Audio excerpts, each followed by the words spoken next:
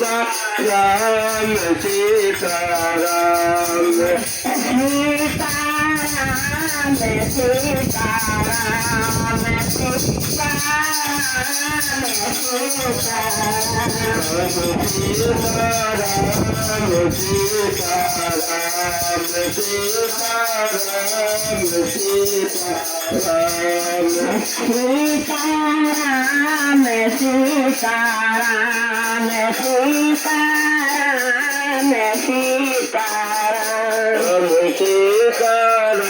सीताराम सीताराम सीताराम सीताराम सीताराम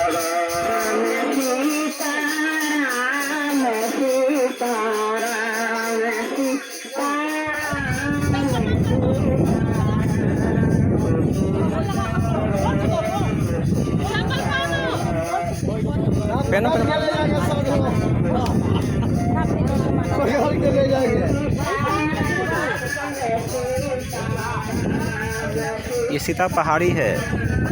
जहाँ भगवान राम, लक्ष्मण और सीता वनवास के दौरान इकट्ठा गांव के बाद होने के बाद एक रात यहाँ पे बिताए थे और यही गुफा है जहाँ वो बिताए थे रात।